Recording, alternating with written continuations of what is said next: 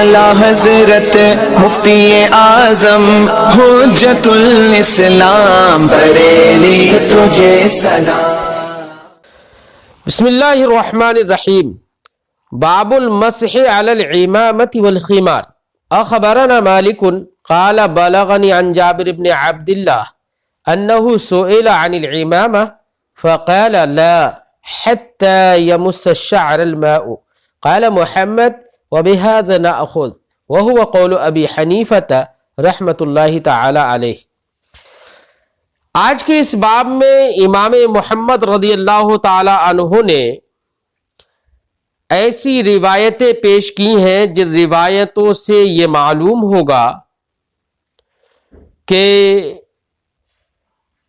इमामा पर मसह करना जायज़ नहीं है, क्योंकि उमूमन इमामा इतना मोटा होता है। इमामा यानी वो पगड़ी जिसको मर्द बांधते हैं, जो सुन्नत मुतवातिरा है, तो उस इमामे पर मसह करना अहनाफ के नजदीक भी, इमाम शाफिई और इमाम मालिक के नजदीक भी जायज नहीं है। यहां पर इमाम मालिक रज़ियल्लाहु ताला अन्हु ने अपने मुअत्ता इमाम मालिक में यहां पर जो भी रिवायतें जिक्र की हैं वो इसी की तायीद करती हैं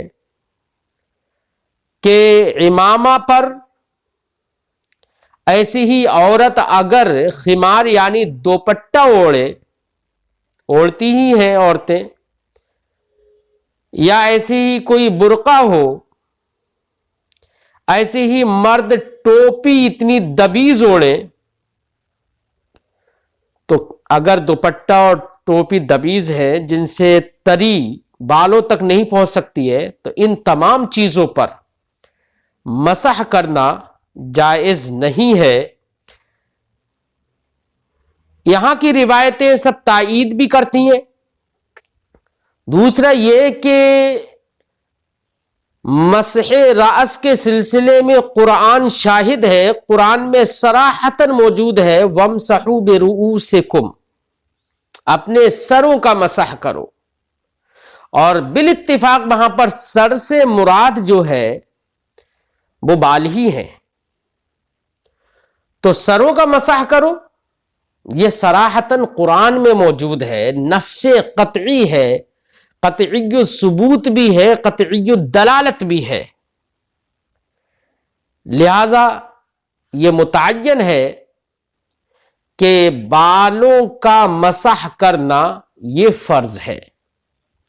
लिहाजा अगर इमामा इतना मोटा है, और उमूमन मोटा होता ही है, या दुपट्टा औरत का, या टोपी, या कफ़ाज़ैन इतने मोटे हैं कि अगर उन पर तर हाथ फेरा जाए तो तरी बालों तक नहीं पहुंचती है, तो ऐसे इमामा और दुपट्टा और टोपी वगैरह पर मसह करना ना इमाम आज़म के नज़दीक जायज़ है, ना इमाम मालिक के नज़दीक जायज़ है, और ना ही इमाम शाफिई रज़ियल्लाहु ताला अन्हु के नज़दीक जायज़ है। यहां पर कुछ अइम्मा किराम ने इमामा पर मसह करने को जायज करार दिया, जैसे कि इमाम औज़ाई है, इमाम अहमद है, इमाम इसहाक है। ऐसी सहाबा किराम में भी कुछ लोग इसके कायल थे। तो जो लोग इमामा पर मसह करने को जायज करार देते हैं, उनकी दलील वो हदीस है जिसको इमाम मुस्लिम ने बाबुल मसह अलल खुफ़ैन में जिक्र किया, जिसमें यह है कि नबी करीम सल्लल्लाहु अलैहि वसल्लम ने वुजू फरमाया, और उसमें आगे है मसह बिनासियतिन व अलल इमामा व अला खुफ़ैहि, कि सरकार ने मिक़दार नासिया सर पर मसह किया, व अलल इमामा और इमामा पर मसह किया, وعلی خفیہ، اور اپنے خفین پر مسح کیا۔ ایسے ہی امام ترمذی رضی اللہ تعالی عنہ نے باب ما جاء فی المسح علی الجوربین والعمامہ کے تحت ایک حدیث ذکر کی۔ وہ حدیث حضرت مغیرہ بن شعبہ رضی اللہ تعالی عنہ سے مروی ہے۔ انہوں نے فرمایا قال توضأ النبی صلی اللہ علیہ وسلم ومسح علی الخفین والعمامہ۔ حضرت مغیرہ بن شعبہ رضی اللہ تعالی عنہ نے فرمایا کہ نبی کریم صلی اللہ علیہ وسلم نے وضو فرمایا، ومسح علی الخفین، اور خفین پر مسح کیا، والعمامہ، اور عمامہ پر مسح کیا۔ یہ روایتیں ان حضرات نے، یعنی جیسے امام اوزاعی ہیں، امام احمد ہیں، امام اسحاق ہیں، ان حضرات نے ان روایتوں کو اپنا مستدل بنایا اور کہا کہ امامہ پر مسح کرنا جائز ہے۔ سب سے پہلی بات، حالانکہ اس روایت کے بارے میں امام ترمذی رضی اللہ تعالی عنہ نے آگے فرمایا ہے کہ یہ روایت جو ہے وہ صحیح ہے۔ امام ترمذی فرماتے ہیں قال ابو عیسیٰ حدیث المغیرہ بن شعبہ حدیث حسن صحیح وهو غیر واحد من اہل العلم من اصحاب النبی صلی اللہ علیہ وسلم منہم ابو بکر وعمر وانس وبه يقول الاوزاعی واحمد واسحاق قالوا يمسح على العمامہ۔ یہ حضرت امام ترمذی نے فرمایا، یعنی حدیث مغیرہ بن شعبہ کی حدیث کو حسن صحیح بھی قرار دیا اور کہا کہ ان حضرات نے اسی کا قول کیا ہے کہ امامہ پر مسح کیا جائے گا۔ لیکن امام ترمذی نے یہی روایت جب ذکر کی، جو کہ امام ترمذی کو جو روایت پہنچی ہے وہ محمد ابن بشار کے حوالے سے پہنچی ہے، تو محمد ابن بشار کے حوالے سے، ان کے ذریعے سے امام ترمذی تک یہ حدیث پہنچی، تو امام ترمذی نے فرمایا کہ یہاں پر تو محمد ابن بشار نے یہ کہا، ان کی روایت میں یہ ہے کہ مسح علی الخفین والعمامہ، اور محمد ابن بشار ہی نے اسی حدیث میں دوسری جگہ پر ذکر یہ بھی کیا ہے، فرماتے ہیں وذکر محمد ابن بشار فی ھذا الحدیث فی موضع آخر انہ مسح علی ناصیتہ وعلی عمامتہ، کہ نبی کریم صلی اللہ علیہ وسلم نے اپنی پیشانی پر بھی مسح کیا۔ پیشانی سے مراد سب کے نزدیک مقدار ناصیہ ہے، احناف کے نزدیک، کہ اپنی ناصیہ یعنی پیشانی پر یا مقدار پیشانی مسح کیا، و امامتی، اور امامے پر بھی مسح کیا۔ تو یہ دوسری روایت میں محمد ابن بشاری کی دوسری روایت میں مغیرہ بن شعبہ ہی سے وہی روایت ہے۔ دوسری جگہ پر جب یہ حدیث بیان کی تو یہ الفاظ موجود ہیں، تو اس سے پتہ چلتا ہے سرکار نے مقدار ناصیہ سر پر مسح تو کیا، ساتھ ہی ساتھ امامہ پر بھی کیا۔ اور اس کے احناف بھی منکر نہیں ہے، احناف کہتے ہیں کہ اگر سر پر مسح ہو گیا ہے اور پھر استیعاب کے طور پر امامہ پر بھی مسح کر لیتا ہے تو یہ جائز ہے، کوئی حرج نہیں ہے۔ تو یہ تو احناف کے خلاف ہی نہیں ہوئی۔ تو اور اس سے استدلال اس بات پر کرنا کہ صرف امامہ پر مسح کرنا اور اختصار کر لینا یہ صحیح ہے، تو یہ حدیث اگرچہ صحیح ہے، لیکن چونکہ اس حدیث میں تو احتمال ہوئے، ایک میں ہے کہ امامہ پر مسح کیا، ایک اسی حدیث میں محمد ابن بشار فرماتے ہیں کہ ناصیہ پر بھی مسح کیا، یعنی مقدار ناصیہ سر پر بھی مسح کیا۔ تو یہاں پر تو ایک ہی حدیث میں یہاں پر دو لفظ موجود ہیں، تو احتمالات یہاں پر پیدا ہو گئے۔ اس بنا پر یہ حدیث قرآن کے وَامْسَحُوا بِرُؤُوسِكُمْ جو ہے اس کے معارض نہیں ہو سکتی، اس لیے قرآن پاک پر عمل کرتے ہوئے سر کا مسح کرنا ہی یہ فرض ہے، اور امامہ پر مسح کرنا یہ جائز نہیں ہے۔ اور اس کا جواب ایک یہ بھی دیا جا سکتا ہے کہ ہو سکتا ہے نبی کریم صلی اللہ علیہ وسلم نے امامہ پر مسح کیا ہو، بئی طور کہ امامہ کو ہٹانے میں کوئی پریشانی ہو، حرج ہو، اور ایسا بھی ہو سکتا ہے کہ سرکار نے امامہ پر مسح کیا ہو اور امامہ پر مسح کرنا یہ اس لیے ہو کہ امامہ بہت باریک رہا ہو کہ تری سر تک پہنچ جائے، بالوں تک پہنچ جائے، اور یہ بھی ممکن ہے کہ سرکار نے امامہ پر مسح نہ کیا ہو، سر پر ہی مسح کیا ہو اور امامہ کو سنبھالا ہو، اور راوی کو دیکھنے میں خطا ہو گئی ہو، انہوں نے یہ سمجھ لیا ہو کہ امامے پر مسح کیا ہے سرکار نے۔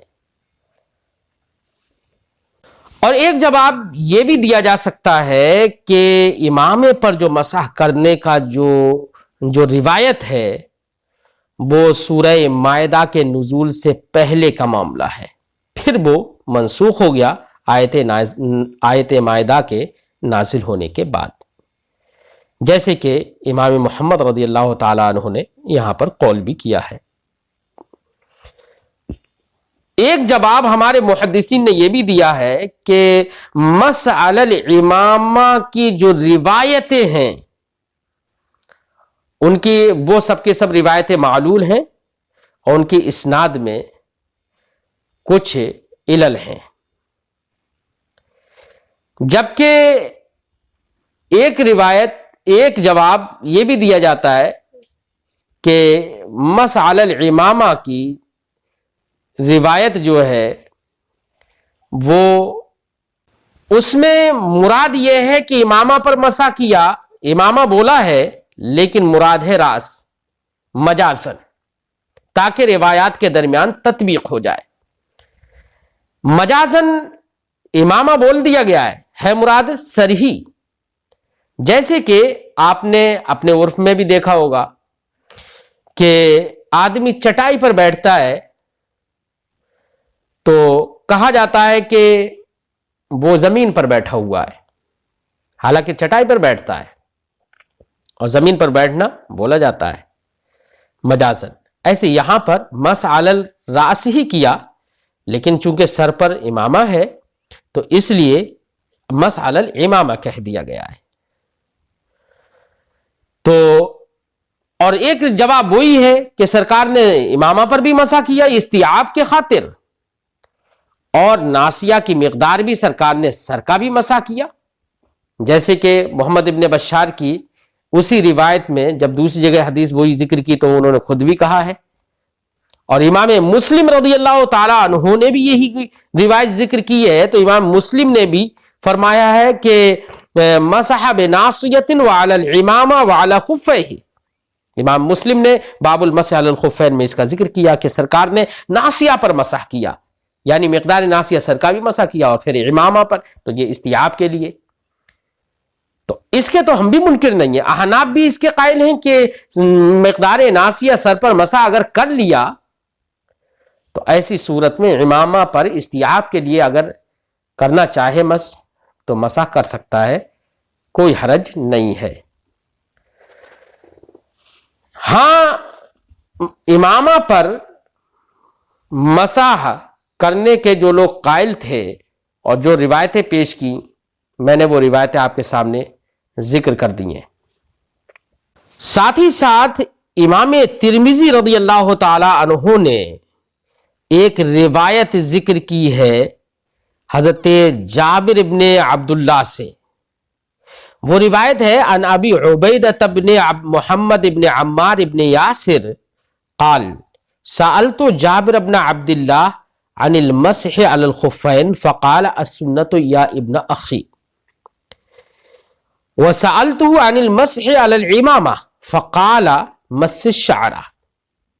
حضرت امام ترمذی فرماتے ہیں کہ حضرت ابو عبیدہ سے مروی ہے، عبیدہ بن محمد ابن عمار ابن یاسر سے، انہوں نے فرمایا سألت جابر ابن عبداللہ، ہم نے جابر ابن عبداللہ سے سوال کیا، پوچھا عن المسح علی الخفین، خفین پر مسح کرنے کے تعلق سے، تو جابر ابن عبداللہ رضی اللہ تعالی عنہ نے فرمایا فقال السنہ یا ابن اخی، اے میرے بھتیجے مسح علی الخفین یہ سنت رسول ہے، سنت ہے، سنت صحابہ بھی ہے، سنت رسول ہے، یہ سنت ہے۔ اور پھر فرماتے ہیں وَسَأَلْتُهُ عَنِ الْمَسْحِ عَلَى الْإِمَامَةِ، حضرت جابر بن عبداللہ ہی سے میں نے مسح علی الامامہ کے بارے میں پوچھا، فقال مس الشعر، تو فرمایا کہ امامہ پر مسح مت کرو، شعر یعنی بالوں پر مسح کرو، بالوں کو چھوؤ، مس الشعر کا ذکر ہے یہاں پر۔ تو اس روایت سے بھی معلوم ہوا کہ امامہ پر مسح کرنا جائز نہیں ہے۔ جن جن روایتوں میں امامہ پر ہے یا تو وہاں پر مجازن امامہ بول دیا گیا ہے، یا کسی ضرورت اور پریشانی کے پیش نظر ہے وہ، یا وہ حکم منسوخ ہے، یا راوی کے دیکھنے میں خطا ہے، یا یہ کہ جن روایتوں میں موجود بھی ہے، تطبیقی روایت کے طور پر موجود بھی ہے کہ ناسیہ پر بھی مسح کیا اور استیعاب کے لیے امامہ پر بھی مسح کیا۔ امام ترمذی رضی اللہ تعالیٰ عنہ اس کو ذکر کرنے کے بعد فرماتے ہیں وقال غیر واحد من اہل العلم من اصحاب النبی صلی اللہ علیہ وسلم والتابعین، اسی کا قول کہ امامہ پر مسح کرنا جائز نہیں ہے، یہ قول بہت سارے اہل علم نے کیا، اصحاب نبی صلی اللہ علیہ وسلم میں سے بھی، تابعین سے بھی۔ لا یمسح علی الامامہ، یا معروف بھی پڑھ سکتے ہیں لا یمسح علی الامامہ، ایک وضو کرنے والا شخص امامہ پر مسح نہیں کرے گا، الا ان یمسح برأسہ مع الامامہ، مگر یہ کہ وہ اپنے سر پر بھی مسح کرے، اگر امامہ پر کر رہا ہے تو امامہ کے ساتھ ساتھ سر پر بھی مسح کرے۔ یہی قول ہے سفیان ثوری کا، امام مالک ابن انس کا، عبداللہ ابن مبارک کا، امام شافعی کا، امام اعظم ابو حنیفہ رضی اللہ تعالی عنہ کا۔ چلیے ترجمہ لگاتے ہیں۔ باب المسح علی الامامہ، امامہ پر مسح کرنے کا بیان ہے۔ امامہ یہ عین کے کسرے ہی کے ساتھ ہے۔ امامہ وہ پگڑی ہے جس کو مرد باندھتا ہے، یہ سنت متواترہ ہے۔ رسول اللہ اکرم صلی اللہ علیہ وسلم نے ہمیشہ امامہ باندھا ہے، یہ سرکار دو عالم صلی اللہ علیہ وسلم کی سنت متواترہ ہے۔ اسی لیے ہمارے فقہا نے یہ بھی سنت متواترہ، اس لیے ہمارے فقہا نے یہ بھی فرمایا کہ امامہ کے ساتھ استہزاء کرنا کفر ہے، سمجھے نہیں؟ والخمار، اور خمار پر مسح کرنے کا بیان۔ خمار سے مراد دوپٹہ جن کو عورتیں اپنے سروں پر زیب کرتی ہیں، زیب سر کرتی ہیں۔ خمار کا معنی دوپٹہ بھی ہوتا ہے، اور یہاں پر دوپٹی ہی کے معنی میں ہے، کیونکہ حدیث پاک عورت کے دوپٹے ہی سے متعلق یہاں پر ذکر کی ہے۔ ایک خمار کا معنی ٹوپی بھی ہو جاتا ہے۔ ایک روایت میں ہے کہ سرکار دو عالم صلی اللہ علیہ وسلم نے مسح کیا خمار پر، تو سرکار دوپٹہ تھوڑی اوڑھتے تھے، ٹوپی اوڑھتے تھے، وہاں پر خمار سے مراد کیا ہے؟ ٹوپی ہی ہے۔ بہرحال یہاں پر مراد خمار سے دوپٹہ ہے۔ اخبرنا مالک قال بلغنی عن جابر بن عبداللہ انہ سئل عن الامامہ، امام محمد فرماتے ہیں کہ ہمیں خبر دی امام مالک نے، امام مالک فرماتے ہیں کہ مجھے حضرت جابر بن عبداللہ سے یہ بات پہنچی ہے۔ تو یہاں بلغنی آ گیا، جس سند میں امام مالک یا امام محمد یہ فرمایا بلغنی، تو اس کو ایسی سندوں کو، ایسی روایتوں کو بلاغات کہتے ہیں۔ کیا کہلاتے ہیں وہ؟ اور ہمارے محدثین نے فرمایا کہ امام مالک یا امام محمد کے جو بلاغات ہیں وہ مسند ہیں، اور حدیث کے صحیح ہونے کی دلیل ہے وہ۔ تو بلاغات امام محمد مقبول اور معتبر ہیں، مسند ہیں وہ، سمجھے نہیں؟ ہاں، تو یہاں پر یہی فرمایا بلغنی عن جابر بن عبداللہ، مجھے یہ بات پہنچی ہے جابر بن عبداللہ کی طرف سے، انہ سئل عن الامامہ، کہ ان سے امامہ کے بارے میں پوچھا گیا۔ امامہ کے بارے میں نہیں پوچھا گیا، امامہ پر مسح کرنے کے بارے میں پوچھا گیا، اے عن المسح علی الامامہ، یہ مراد ہے۔ فقال، تو جواب میں آپ نے فرمایا لا، امامہ پر مسح مت کرنا، امامہ پر مسح مت کرنا، حتی یمس الشعر الماء، یہاں تک کہ پانی بالوں کو چھو لے، یہاں تک کہ پانی بالوں کو چھو لے۔ امام ترمذی نے بھی یہ روایت حضرت جابر بن عبداللہ ہی سے روایت ذکر کی، اور اس کے الفاظ یہ ہیں کہ حضرت جابر بن عبداللہ نے وہاں پر فرمایا کہ امامہ پر جب مسح کرنے کے بارے میں پوچھا گیا تو فرمایا لا، نہیں، اور آگے فرمایا مس الشعرہ، کیا فرمایا؟ امام ترمذی نے جو روایت ذکر کی ہے تو اس میں یہ کہ بالوں کو چھو، یعنی بال پر ہی مسح کرو۔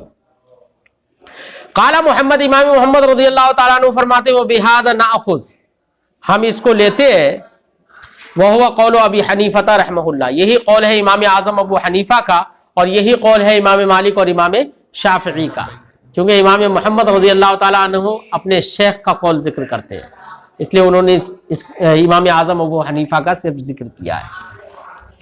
اخبرنا مالک حدثنا نافع، ہمیں خبر دی امام مالک نے، وہ فرماتے ہیں ہم سے حدیث بیان کی نافع، جب یہ چھوٹے تھے تو اپنی بات بتا رہے ہیں، اپنا مشاہدہ بتا رہے ہیں حضرت نافع۔ تو حضرت نافع نے فرمایا رأیت صفیہ ابنۃ ابی عبید، میں نے ابی عبید کی بیٹی صفیہ کو دیکھا۔